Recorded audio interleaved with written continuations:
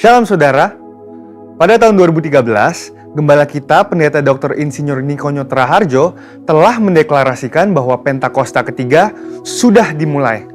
Secara konsisten sampai hari ini, beliau mengatakan bahwa Pentakosta ketiga sedang terjadi. Namun, di sisi lain, beliau juga mengatakan bahwa kita sedang menantikan pencurahan Roh Kudus besar-besaran dari Pentakosta ketiga yang dahsyat. Jadi, apakah Pentakosta ketiga itu sedang terjadi atau akan terjadi? Untuk memahami hal ini secara alkitabiah, kita bisa membandingkannya dengan apa yang dituliskan di Alkitab mengenai kerajaan Allah. Pertama, kita bisa melihat dalam perikop Yesus dan Beelzebul di Matius 12 ayat 22-37. Ketika Tuhan Yesus mengusir setan dari seorang yang buta dan tuli dengan kuasa Roh Allah, ia berkata bahwa kerajaan Allah sesungguhnya sudah datang. Demikian juga di bagian lain ketika Tuhan Yesus ditanya oleh orang-orang Farisi mengenai kapan kerajaan Allah yang akan datang, ia menjawab, sesungguhnya kerajaan Allah ada di antara kamu. Tentunya, di mana sang raja ada, baik secara fisik maupun di dalam Roh Kudus, di situ kerajaannya dinyatakan. Yang kedua dalam perikop kedatangan anak manusia, di Lukas 21 ayat 25-38, dituliskan mengenai Tuhan Yesus memberitahukan apa saja tanda-tanda kedatangannya kembali. Akan ada tanda-tanda di langit dan di bumi yang membuat bangsa-bangsa dan banyak orang ketakutan. Kemudian Yesus berkata, jika kamu melihat hal-hal itu terjadi, ketahuilah bahwa kerajaan Allah sudah dekat. Dan apabila kerajaan Allah sudah dekat, pada saat menjelang kedatangannya kembali, tentunya pada waktu Yesus mengucapkan perkataan itu 2000 tahun yang lalu, kerajaan Allah baru akan datang. Kerajaan Allah yang akan datang ini berbicara tentang kerajaan Allah yang dinyatakan dalam seluruh kepenuhannya. Dan di saat inilah Yesus betul-betul hadir sebagai Raja segala Raja dan Tuan di atas segala Tuan. Dari dua pengertian itu, kita dapat berkata bahwa kerajaan Allah sudah datang karena Tuhan Yesus telah datang yang pertama kalinya. Namun, kita juga dapat berkata bahwa kerajaan Allah yang dinyatakan dalam seluruh kepenuhannya baru akan hadir saat Tuhan Yesus datang kembali. Dan dari sini, kita memahami bahwa kerajaan Allah bukanlah kejadian satu kali saja, melainkan suatu proses yang berlangsung dalam rentang waktu dan dalam intensitas yang semakin kuat. Pemahaman ini sangat penting bagi kita untuk memahami Pentakosta ketiga.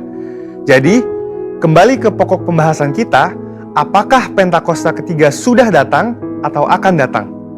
Kegerakan Pentakosta ketiga dideklarasikan kembali di Indonesia pada tahun 2018 di hadapan banyak bangsa yang hadir dan berkumpul dalam unity dan kesatuan hati. Haus untuk melihat kegerakan Tuhan yang dahsyat. Peneguhan dan konfirmasi demi konfirmasi juga telah diberikan oleh banyak hamba Tuhan maupun institusi internasional. Kita juga dapat berkata bahwa Pentakosta ketiga sedang terjadi karena Roh Kudus sedang mengurapi kita saat ini dan memberikan kita kuasa untuk mulai bergerak menyelesaikan amanat agung. Dan Pentakosta ketiga juga dapat dikatakan akan terjadi karena kita sedang menantikan kepenuhan dari pencurahan Roh Kudus yang dahsyat di zaman ini, yang melebihi pencurahan Roh Kudus di era sebelumnya. Kita sedang menantikan penuaian jiwa yang terbesar dan terakhir sebelum kedatangannya kembali. Dan kita sedang menantikan digenapinya kebangkitan generasi Yeremia yang penuh Roh Kudus, cinta kepada Tuhan, dan bergerak untuk memenangkan jiwa-jiwa. Pemahaman bahwa Pentakosta ketiga sudah dimulai dan masih akan terjadi akan menuntun kita semua untuk meresponi Pentakosta ketiga dengan benar dan menghidupinya dengan berintegritas. Dengan itu, ada 3 respon yang lahir dari pemahaman ini. Pertama, karena Pentakosta ketiga sudah dimulai, maka kita harus menjalani hidup kita dengan kesadaran akan identitas kita sebagai seorang utusan Pentakosta ketiga seperti yang dikatakan di Kisah Para Rasul 1 ayat 8. Kedua, karena Pentakosta ketiga sedang terjadi, kita tidak menunggu secara pasif dan menjalani kehidupan seadanya, melainkan kita harus meminta dan mengalami kepenuhan Roh Kudus dan kuasa pemberdayaannya supaya kemuliaannya dinyatakan atas seluruh bumi. Ketiga, Pentakosta ketiga masih akan digenapi dengan sempurna.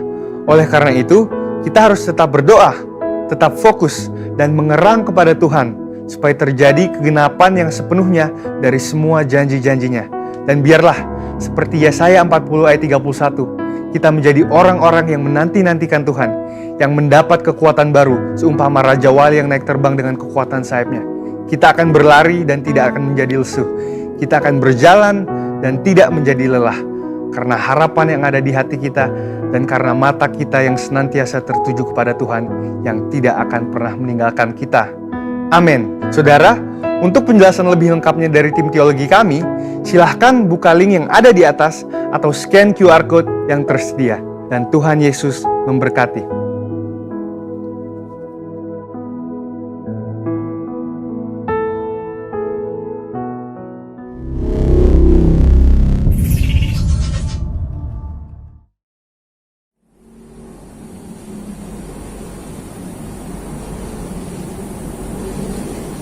Shalom.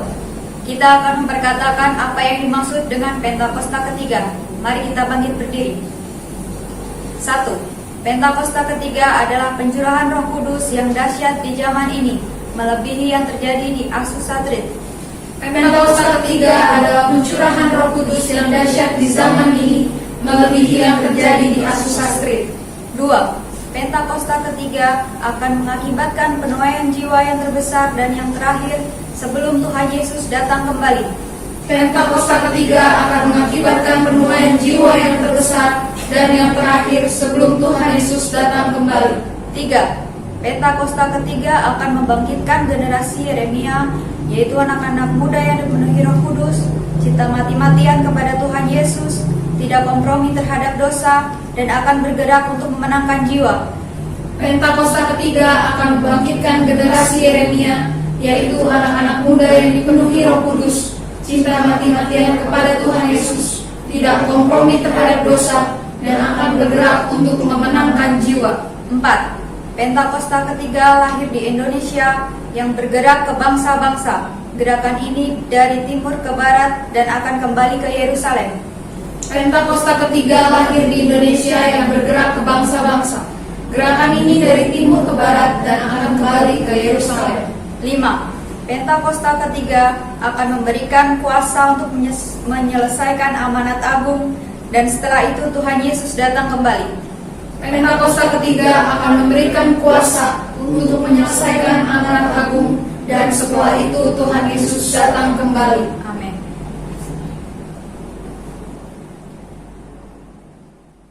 Tiba saatnya kita akan memulai ibadah ini. Untuk memuliakan nama Tuhan, sebelum ibadah ini dimulai, mari kita bersatu dalam doa. Dengan penuh ucapan syukur kami datang kepadamu Tuhan. Waktu demi waktu Engkaulah yang senantiasa menjaga dan melindungi kehidupan kami. Tanpa ikut campur tanganmu, kami tidak tahu jalan mana yang harus kami tempuh.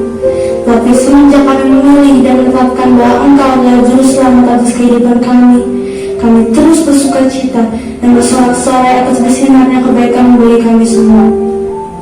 Tuntunlah ibadah ini Tuhan, curahkanlah Roh-Mu di tempat kami Tuhan. Dalam nama Tuhan Yesus, kami sudah berdoa dan siap menyembah-Mu. Haleluya. Amin.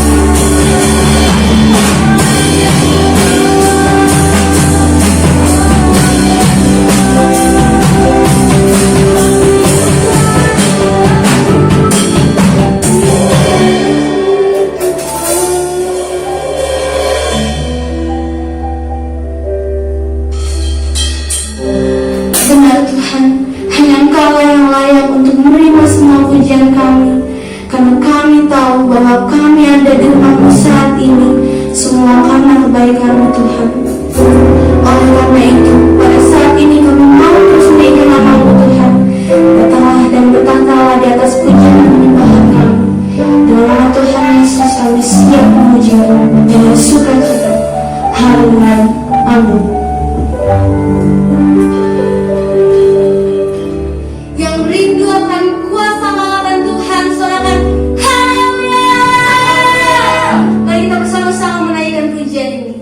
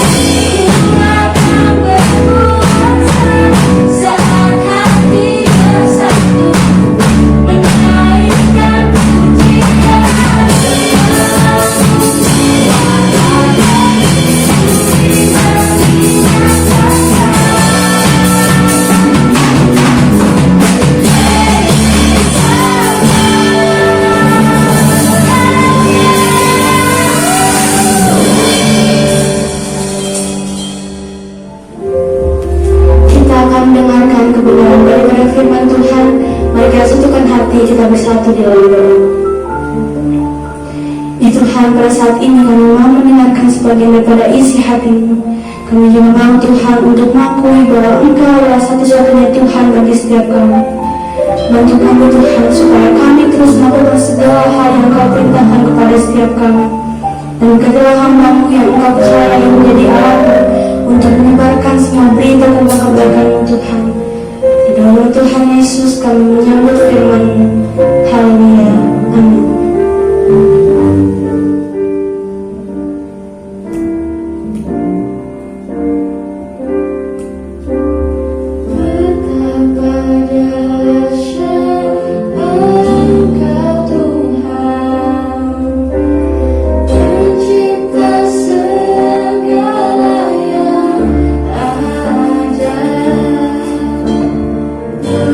Sekarang sampai sama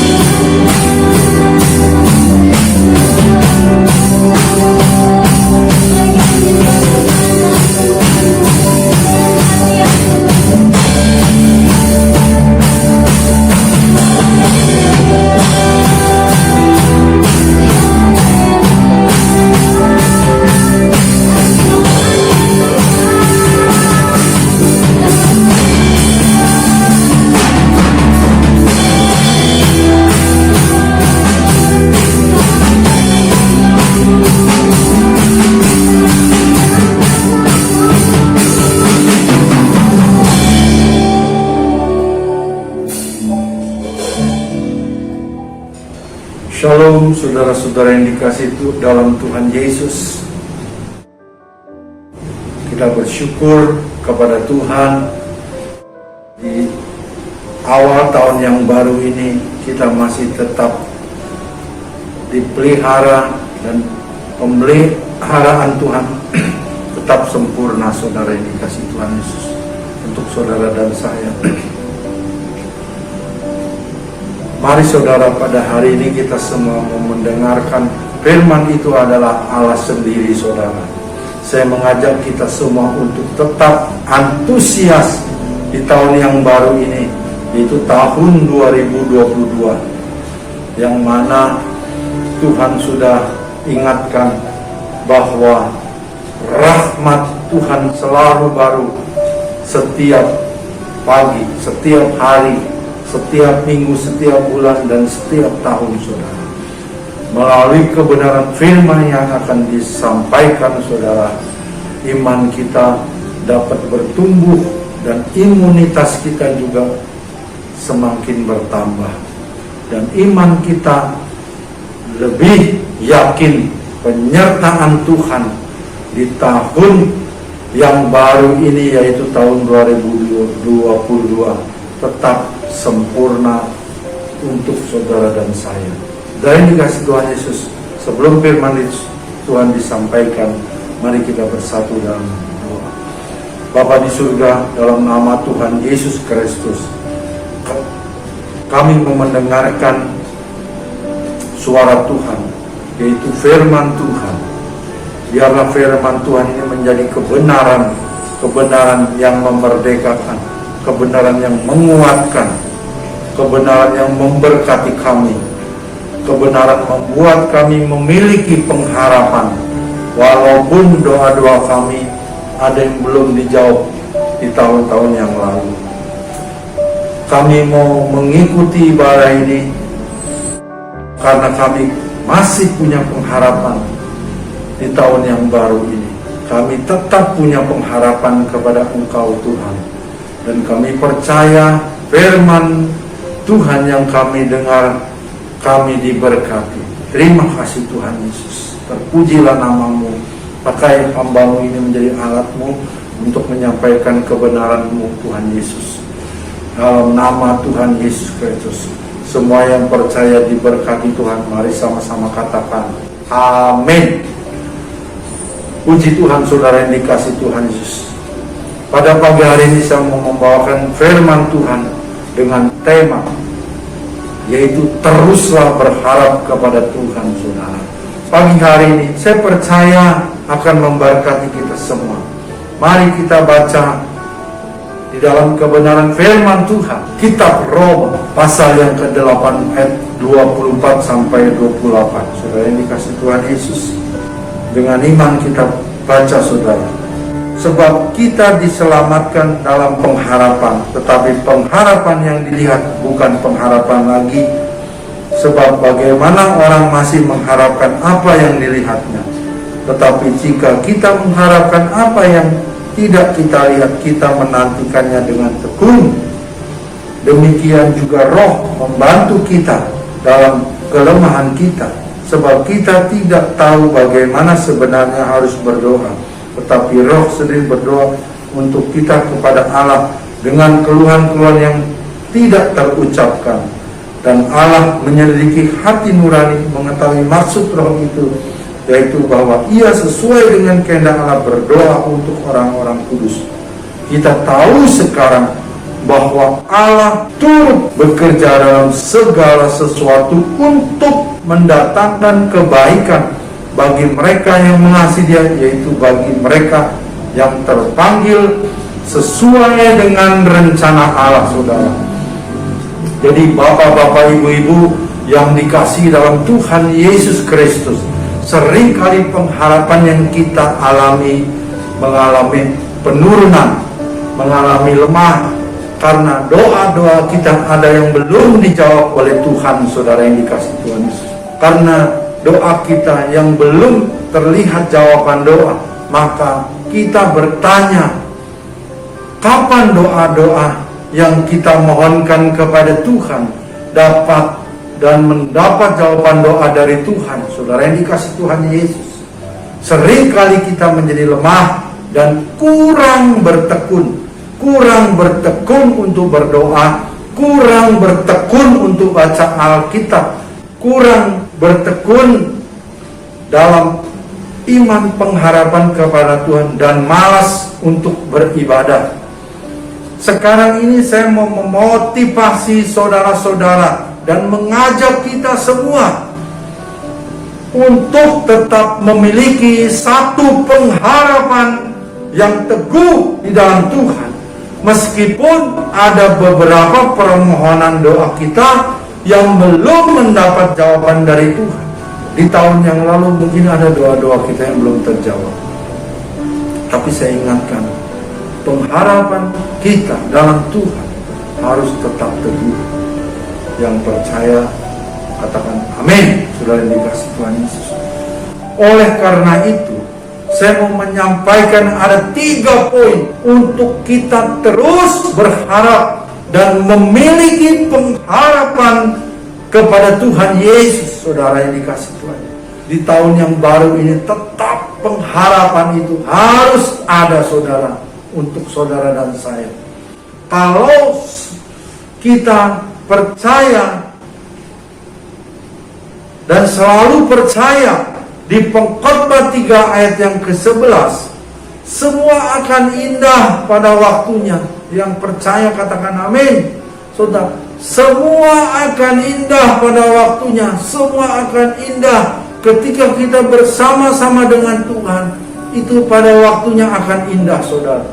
Tuhan tidak pernah mengecewakan saudara yang dikasih Tuhan Yesus.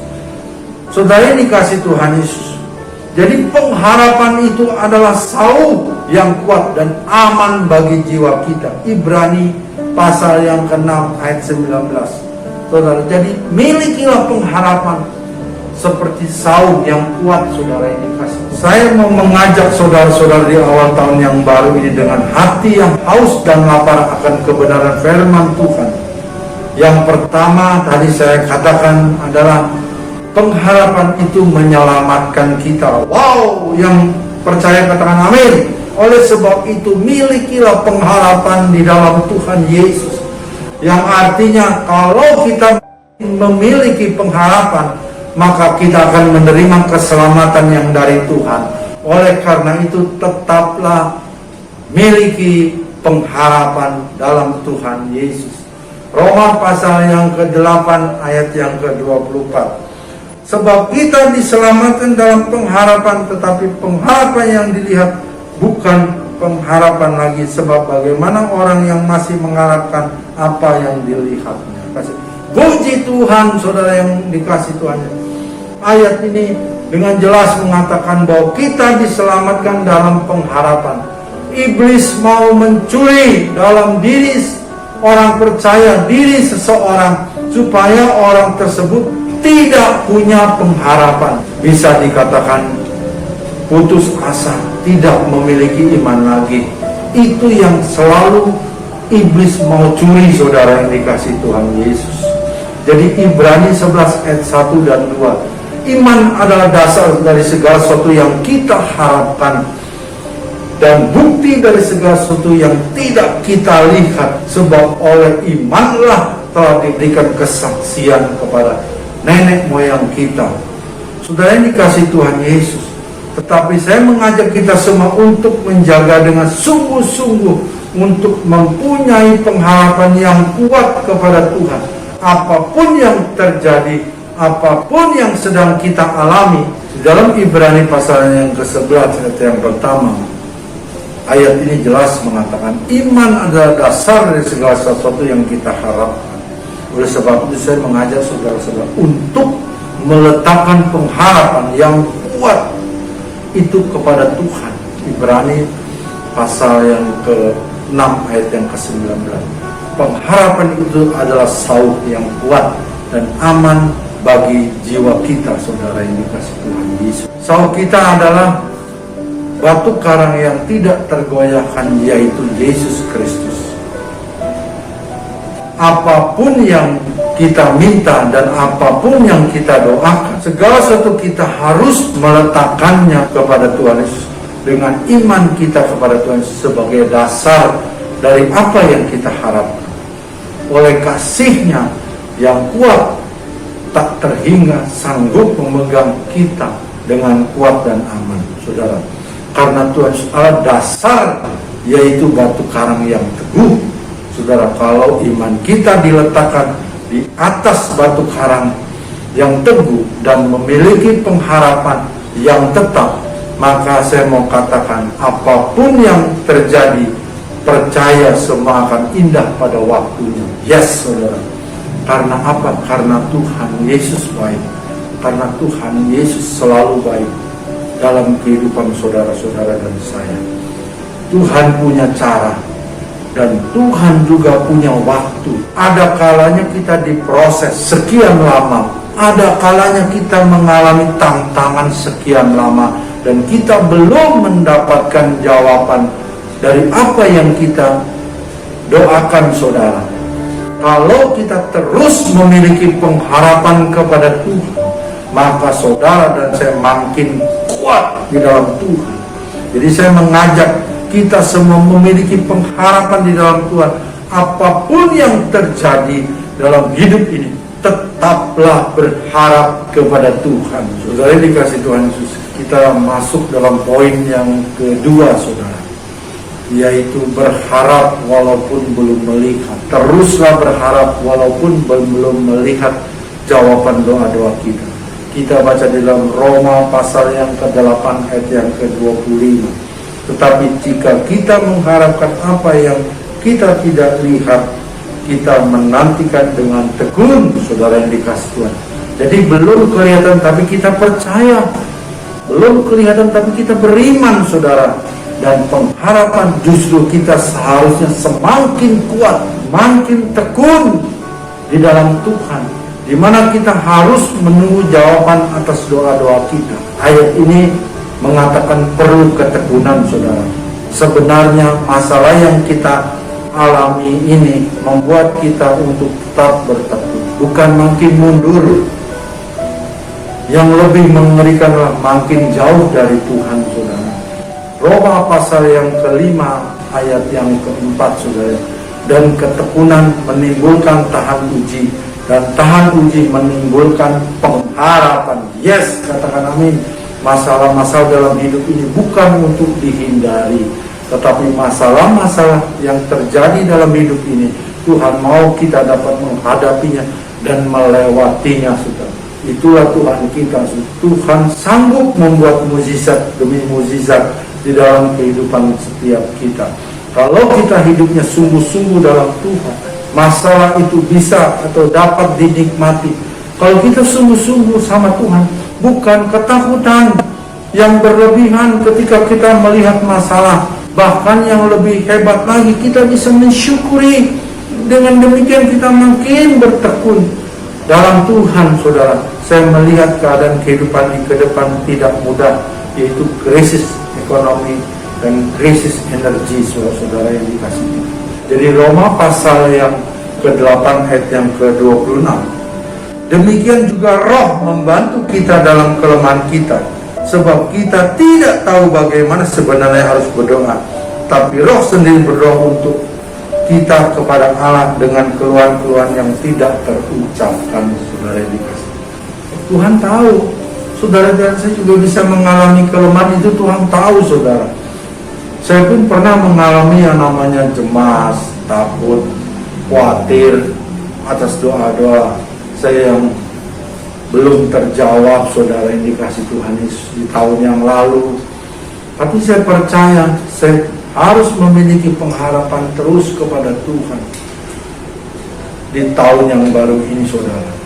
Jadi saya beri contoh di Alkitab yang mengalami kecemasan dan ketakutan, contoh seperti Daud, contoh seperti Elisa, contoh seperti Yunus. Dia juga semua mengalami ketakutan, mengalami cemas, saudara.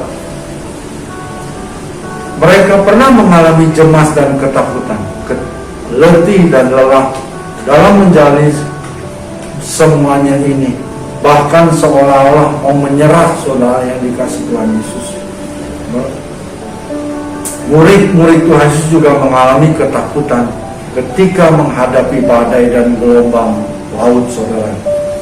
Ketika ada dalam bersama-sama satu perahu dengan Tuhan Yesus, dia mengalami suatu ketakutan menghadapi badai dan gelombang laut.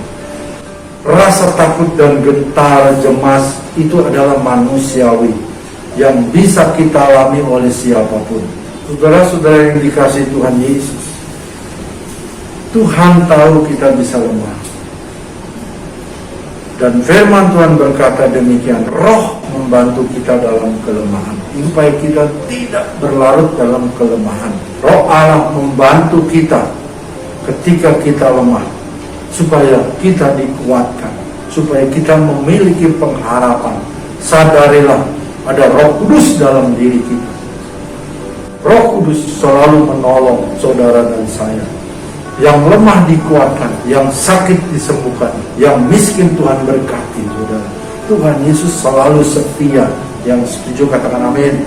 Kalaupun ada yang kita mohonkan belum terjadi di tahun yang lalu saudara, terus percaya dan terus beriman, apapun hasilnya tetap percaya kepada Tuhan Yesus yang selalu baik.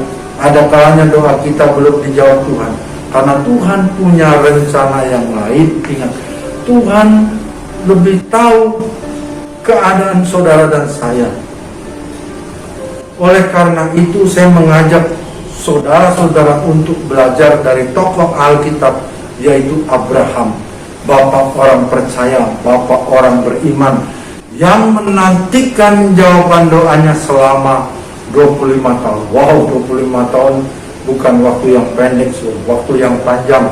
Abraham berdoa di usia yang ke-75 tahun. Abraham mendapat jawaban doa selama 25 tahun. Jadi Abraham saat itu berumur 100 tahun saudara yang dikasih Tuhan. Bagaimana dia Abraham melihat Sarah istrinya Abraham yang rahimnya tertutup. Dan di usia Abraham yang pada waktu berumur 100 tahun saudara, sepertinya impossible. Tetapi karena Abraham terus berharap kepada Tuhan, dan Tuhan menjawab doanya, doa Abraham itu saudara. Lahirlah anak yang dinamai Ishak, dan melalui Ishak dari keturunan lahirlah juru selamat. Dan kita semua adalah keturunan Abraham. Saudara yang dikasih Tuhan Yesus, oleh karena itu saudara-saudara yang dikasih Tuhan Yesus, apapun hasil jawaban doa kita, percayalah Tuhan Yesus baik kepada kita semua. Saudara yang dikasih Tuhan Yesus. Jadi yang ketiga saudara, segala sesuatu mendatangkan kebaikan. Saudara-saudara yang dikasih Tuhan Yesus, semua yang terjadi dan yang bisa kita alami selalu mendatangkan kebaikan saudara. Jadi kalau kita percaya sungguh-sungguh kepada Tuhan, kita sungguh-sungguh mengasihi Tuhan, maka kita pasti mengalami kebaikan-kebaikan Tuhan.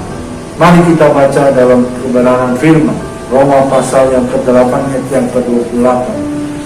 Dan kita tahu sekarang bahwa Allah turut bekerja dalam segala sesuatu untuk mendatangkan kebaikan bagi mereka yang mengasihi Dia, yaitu bagi mereka yang terpanggil sesuai dengan rencana Allah.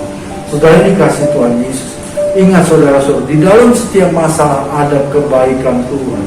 Kalau kita percaya kepada Tuhan Yesus, setiap permasalahan yang kita hadapi di dalam hidup ini, pasti ada kebaikan-kebaikan Tuhan yang Tuhan Yesus akan nyatakan dalam kehidupan saudara dan saya. Kebaikan di sini ada bukan karena kita mendapat uang, harta yang melimpah, harta dunia ini.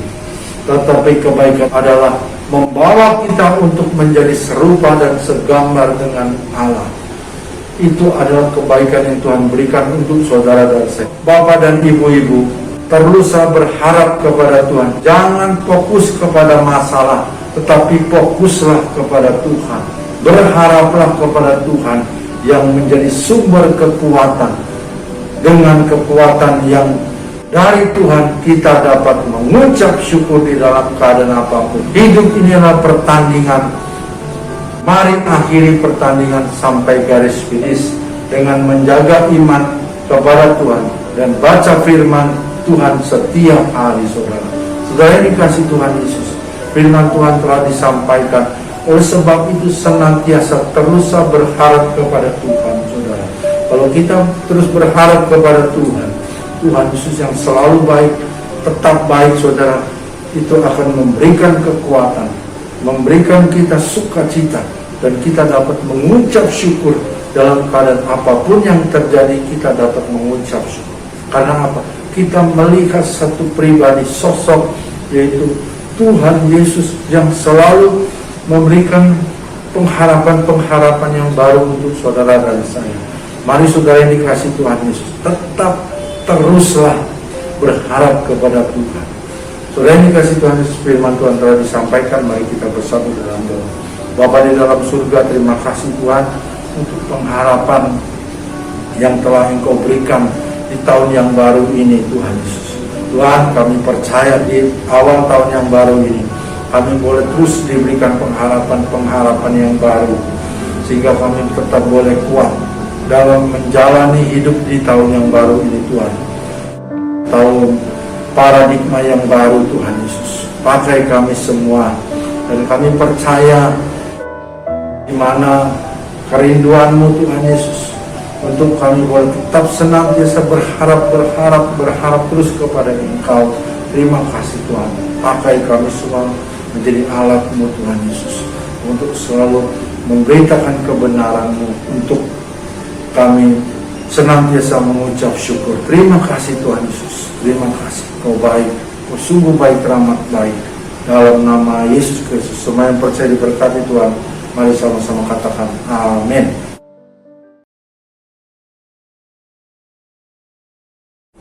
Kita akan memperkatakan visi rayon 1H. Mari kita bangkit berdiri. Menjadi keluarga kerajaan Allah yang memenangkan jiwa-jiwa dan berdampak bagi dunia. Dengan nilai ikrar rayon 1H, integritas, keintiman, rendah hati, antusias, inovatif, rela berkorban. Amin. Bersama-sama kita akan membaca Mazmur 91 ayat 1 sampai ayat yang ke-16. Dalam lindungan Allah, orang yang duduk dalam lindungan yang maha tinggi dan bermalam dalam naungan yang maha kuasa akan berkata kepada Tuhan, tempat perlindunganku dan kubu pertahananku, Allahku yang kupercayai. Sungguh Dialah yang akan melepaskan engkau dari jerat penangkap burung, dari penyakit sampar yang busuk. Dengan kepaknya Ia akan melindungi engkau, di bawah sayapnya engkau akan berlindung. Kesetiaannya ialah perisai dan pagar tembok. Engkau tak usah takut terhadap kedahsyatan malam, terhadap panah yang terbang di waktu siang, terhadap penyakit sampar yang berjalan di dalam gelap, terhadap penyakit menular yang mengamuk di waktu petang.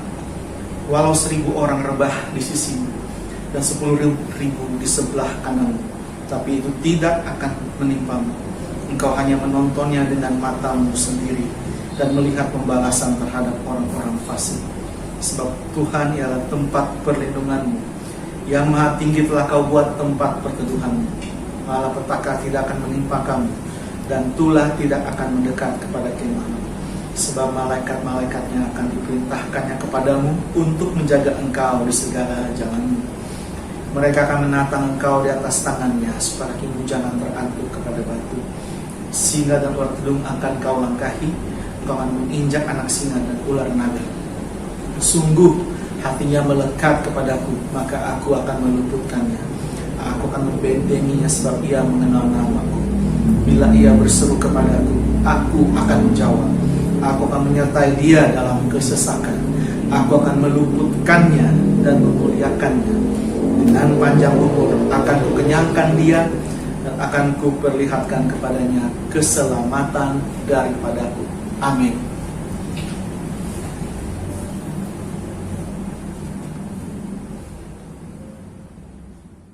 Kekasih-kekasih Kristus, umat kepunyaan Allah, terimalah berkat yang berlimpah-limpah dari Allah Bapa melalui anaknya yang tunggal, yaitu Tuhan Yesus Kristus. Persekutuan yang manis dan indah bersama Roh Kudus menyertai kita semua hari ini sampai Maranatha Tuhan Yesus datang menjemput kita semua di awan-awan yang permai bahkan kekal selama-lamanya. Semua yang percaya diberkati dan berlimpah-limpah, mari sama-sama katakan amin. Tuhan Yesus memberkati berlimpah-limpah.